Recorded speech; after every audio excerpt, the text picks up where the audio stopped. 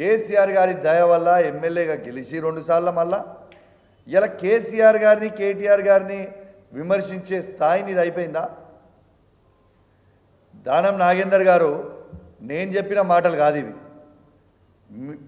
మీ ముఖ్యమంత్రి అయిన రేవంత్ రెడ్డి గారు నేను ఏమని తిట్టిరో ఒకసారి నువ్వు చూసుకున్నావా? అసలు నీకు సిగ్గు శరము లజ్జ మానం నీకేమైనా ఉన్నదా? రేవంత్ రెడ్డి గారు చెప్పారు, నేనన్న మాటలు కాదు ఇవి. రేవంత్ రెడ్డి గారు ఏమన్నారు? పంజగుట్ట చౌరస్తాలో దివాన్షి దగ్గర బీడీలు అమ్ముకునేటోడు దానం నాగేంద్ర అన్నాడు. మరి నేను ఒక్కటే అడుగుతున్నా, నీ బీడీలు అమ్ముకునేటోనివి నువ్వు, మరి ఇన్ని వేల కోట్ల రూపాయలు నువ్వు ఎట్లా సంపాదించినావు? ఇలా హైదరాబాద్లో నీకంటే ఎక్కువ హరాస్మెంట్ చేసేటోడు కూడా ఉన్నాడా? ఇలా బిడ్డ నువ్వు చేసిన కబ్జాలు, నువ్వు ఇబ్బంది పెట్టిన నీ బాధ్యతలు చాలామంది నాకు అప్రోచ్ అయ్యారు. నీ సంగతి, నువ్వు చేసిన అవినీతి, నువ్వు చేసిన ల్యాండ్ కబ్జాలు, నువ్వు ఇప్పుడు ఇల్లు కట్టుకున్న ఇల్లు దగ్గర పక్కన ల్యాండ్ వాళ్ళని ఎంత ఇబ్బంది పెట్టినావో, అసలు ఏడగట్టునో నీ అక్రమాలు కూడా మొత్తం కూడా త్వరలోనే బయట పెడతాము.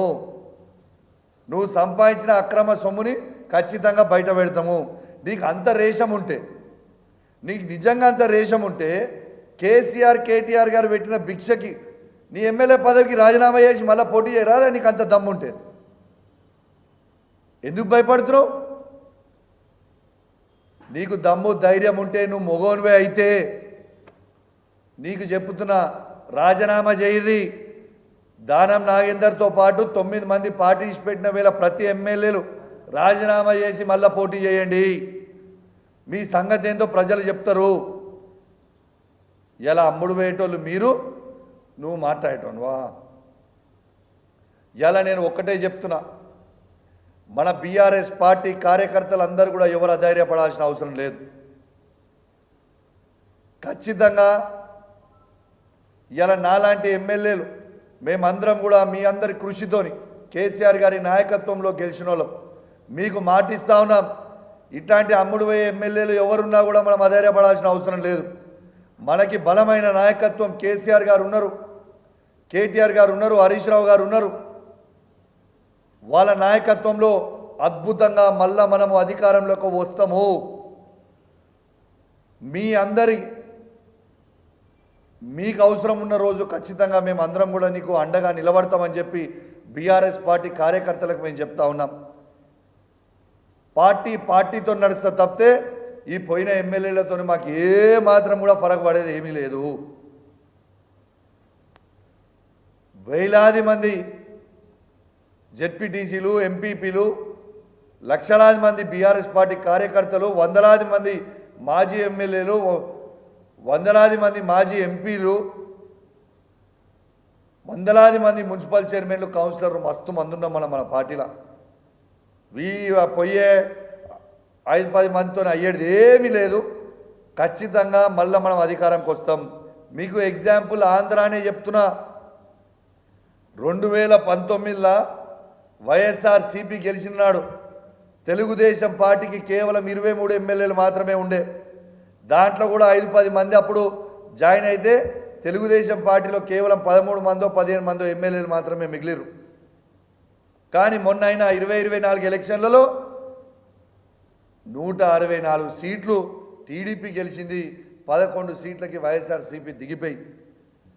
ఖచ్చితంగా మళ్ళా వచ్చే అసెంబ్లీ ఎలక్షన్లు ఎప్పుడైనా కూడా మళ్ళా కేసీఆర్ గారు ఈ తెలంగాణ రాష్ట్రానికి ముఖ్యమంత్రి కాబోతా ఉన్నారు.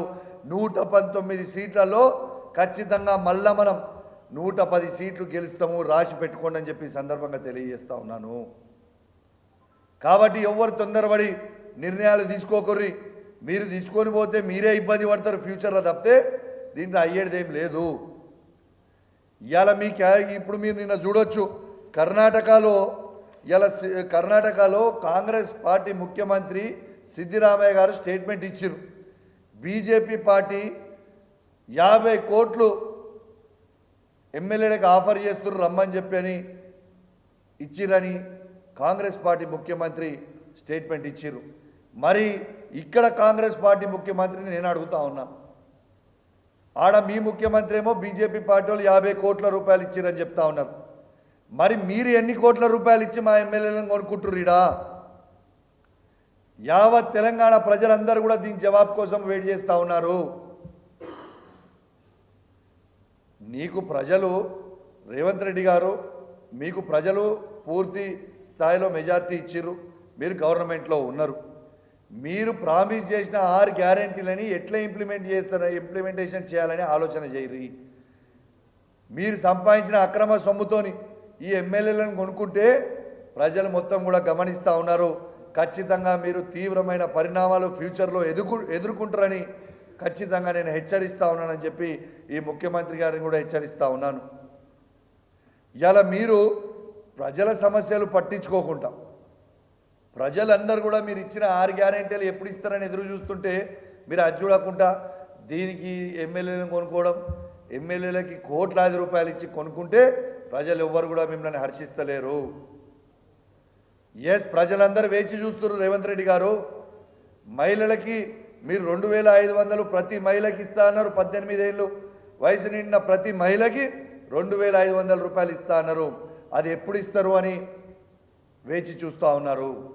ఇలా తాతలవ్వలు కూడా 2000 నుంచి 4000 రూపాయల పెన్షన్ ఎప్పుడు చేస్తామని వేచి చూస్తూ ఉన్నారు. వికలాంగుల పెన్షన్ 4000 నుంచి 6000 రూపాయలు ఎప్పుడు చేస్తామని వేచి చూస్తూ ఉన్నారు. ఇలా గ్యాస్ సిలిండర్ సబ్సిడీ కూడా ఎవరికి కూడా పడతలేదు, ఎప్పుడు చేస్తామని చేసి చూస్తూ ఉన్నారు. ఇలా అదేవిధంగా ఇలా రైతు భరోసా ఎప్పుడు వేస్తావు, ఆల్రెడీ వాళ్ళది అయిందని దానికోసం వేచి చూస్తూ ఉన్నారు. ఇవన్నీ చేయకుండా ఎమ్మెల్యేలను కొనుక్కోవడం ఏంది? దీనికి ఖచ్చితంగా నేను చెప్తా ఉన్నా, నీకు రాబోయే కాలంలో తీవ్రమైన పరిణామాలు మీరు ఖచ్చితంగా ఎదుర్కొంటారని చెప్పి తెలియజేస్తూ, మీరు 101% మీరు ఇంప్లిమెంట్ చేయాల్సింది ఏది కూడా ఇంప్లిమెంట్ చేయకుండా అసలు మీరు గవర్నమెంట్కి వచ్చి ఇప్పుడు దాదాపు 7-8 నెలలు అయిపోతుంది. అసలు మీరు ఏమన్నా మీ అడ్మినిస్ట్రేషన్ మీద కాన్సన్ట్రేషన్ ఉన్నదా? ఏ ఒక్క దాని మీద మీరు కాన్సన్ట్రేట్ చేస్తున్నారా? ఒక్కసారి మీ గుండె మీద చేసుకొని మీరు ఆలోచించాలని మీకు విజ్ఞప్తి చేస్తూ ఉన్నాను. ఇవాళ దీంతో పాటు ఇలా ఒక్కటే అడుగుతా ఉన్నాను, ఇలా విద్యార్థులు మొత్తం కూడా రోడ్ల మీద ఎక్కి ఇలా డిఎస్సిని పోస్ట్పోన్ చేయమని కోరుతా ఉన్నారు. ఆ డిఎస్సిని పోస్ట్పోన్ చేస్తే మీకు నొచ్చేదేంది? మీకు నొస్తున్నదేంది? మీకు అయ్యే నష్టం ఏంటిది? విద్యార్థులు ఇంకా మంచిగా ప్రిపేర్ అయ్యి మేము చేస్తాము, ఎందుకంటే ప్రిపరేషన్కి మాకు టైం లేదు, మేము ప్రిపేర్ అయ్యి చేస్తామని చెప్తుంటే మీరు ఎందుకు పోస్ట్పోన్ చేస్తలేరు? మీ ఇంట్రెస్ట్ ఏంటిది? మీ ఇంట్రెస్ట్ ఏంటిదని నేను అడుగుతా ఉన్నాను. ఖచ్చితంగా వాళ్ళందరి పక్షాన నేను డిమాండ్ చేస్తూ ఉన్నాను, వెంటనే మీ నిర్ణయం తీసుకొని డిఎస్సిని పోస్ట్పోన్ చేసి ఆ విద్యార్థులకి ప్రిపేర్ అయ్యే టైం ఇవ్వాలని నేను బీఆర్ఎస్ పార్టీ శాసనసభ్యునిగా కేసీఆర్ గారి నాయకత్వంలో డిమాండ్ చేస్తున్నా అని చెప్పి సందర్భంగా తెలియజేస్తూ ఉన్నాను. ఇంకోటి కూడా మాట్లాడుతున్నాను, నిన్న కాంగ్రెస్ వాళ్ళు ఎవరో కేసీఆర్ గారు ఏ ఉద్యోగాలు ఇచ్చిండని. అరే బిడ్డ, మీకు చెప్తా ఉన్నాను, కేసీఆర్ గారు 2,32,000 ఉద్యోగాల నోటిఫికేషన్ ఇచ్చింది. ఈ భారతదేశంలోనే అందరికంటే ఎక్కువ నోటిఫికేషన్లు జాబ్లు ఇచ్చిన ఏకైక ముఖ్యమంత్రి ఆనాడు ఉండే కేసీఆర్ గారు ఒక్కరే మాత్రం. 2,32,000 ఉద్యోగాల నుంచి 2,02,000 ఉద్యోగాలని నింపింది కేసీఆర్ ఒక్కడే. ప్రైవేట్ రంగానికి దాదాపు 10 లక్షల నుంచి 12 లక్షల ఉద్యోగాలు ఇచ్చింది కేసీఆర్ ఒక్కటే. నేను ఛాలెంజ్ కడుతున్నా, ఈ కాంగ్రెస్ పార్టీని ఉన్న ముఖ్యమంత్రి రేవంత్ రెడ్డి గారికి సవాల్ విసురుతున్నాను.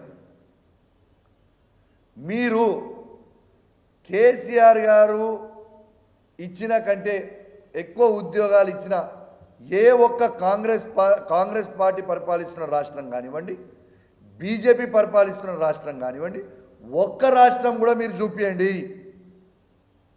నా పదవికి నేను రాజీనామా చేస్తా, లేకుంటే మీ పదవికి మీరు రాజీనామా చేస్తారా? This is the fact. ఆనాడు మీరు అన్ని మిస్గైడ్ చేసి మీరు గ్రూప్ 1 ఎగ్జామ్లకు కూడా 1:50 కాదు 1:100 చేయాలని మీరు ఆ రోజు అసెంబ్లీ సాక్షిగా బట్టి విక్రమార్క గారు ఆ రోజు మాట్లాడారు. ఇవాళ మీరు రిజల్ట్స్ రిలీజ్ చేస్తే 1:50 చేసిరు. ఇది ఎంతవరకు కరెక్ట్ అని నేను అడుగుతా ఉన్నాను. మీరు రాహుల్ గాంధీ గారేమో మన రాజ్యాంగం బుక్కు పట్టుకొని మేమేమో ఫిరాయింపుల మీద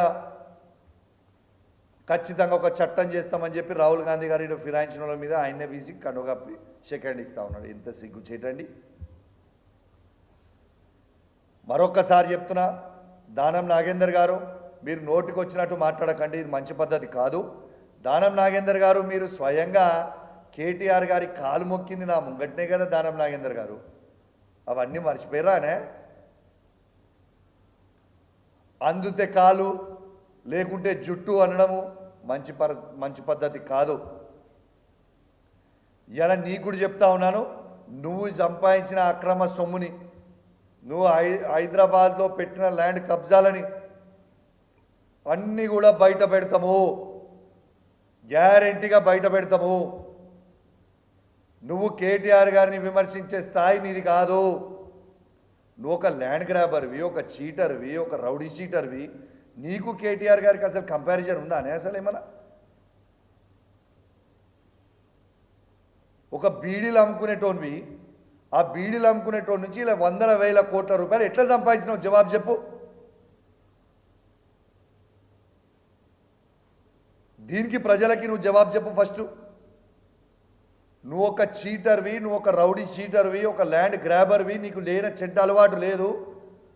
నువ్వు కేటీఆర్ గారిని విమర్శించే స్థాయి నీది కాదని చెప్పి నేను దానం నాగేందర్ గారికి తెలియజేస్తా ఉన్నాను. దానం నాగేందర్ గారు మాట్లాడిన ప్రతి మాటని నేను తీవ్రంగా ఖండిస్తున్నా అని చెప్పి కూడా ఈ సందర్భంగా తెలియజేస్తూ సెలవు తీసుకుంటా ఉన్నాను. జై తెలంగాణ, జై కేసీఆర్. Thank you. ఇంకోటి కూడా చూపిస్తా, దాని కంటిన్యూషన్. ఒక్కటే నిమిషం. ఒక్కసారి రేవంత్ రెడ్డి గారే ఈ ఎమ్మెల్యేలని ఏమేమి తిట్టిండో ఒక్కసారి లైవ్గా మీకు చూపిస్తా. ఒక్కసారి మీ ద్వారా యావత్ తెలంగాణ ప్రజలు కూడా చూడాలని కోరుకుంటా ఉన్నాను. దానం నాగేందరు పంచగుట్ట చౌరస్తాల దివాంచి దగ్గర బీడీలు అమ్మేటోడు. కడియం శ్రీహరి లాగా గోతికాడి నక్కలం కాదు. ఆయన కొడుకులు తలా ఓ దిక్కు. ఇవాళ వాళ్ళ గురించి చెప్పాలంటే ఒక ఆంబోతును ఎన్నుకుంటే అచ్చొచ్చిన దున్నపోతులు 3 వచ్చి ఊరి మీద పడి మేస్తున్నాయి. ఊర్లలో మైసమ్మకు దున్నపోతులను నిడిచిపెడతారు. అవి ఎక్కడ పడితే అక్కడ దొంగ చేనులలో పడి మేస్తాయి. ఇవాళ ఈ పాన్సువాడలో మైసమ్మకి ఇచ్చిన దున్నపోతులాక ఊరు మీద పడి మేస్తున్నారు. కొంచెమైనా సిగ్గుసేరం ఉందా అని నేను అడుగుతున్నా. ఇవాళ పేర్లో గాంధీ ఉన్న బుద్ధులన్నీ దొంగ బుద్ధులే. ఇక మీరు విన్నారు కదా లైవ్గా రేవంత్ రెడ్డి గారే వాళ్ళని ఇష్టం ఉన్నది తిట్టి ఇలా కడవలు కప్పుతున్నారంటే నీకు సిగ్గున్నదా? జాయిన్ అయ్యేటోళ్ళకి పోయేటోళ్ళకి సిగ్గుశరం ఉన్నదా? అసలు నాకు అర్థం కాని పరిస్థితిలో ఉన్నా అని చెప్పి సందర్భంగా తెలియజేస్తూ సెలవు తీసుకుంటున్నాను. Thank you very much.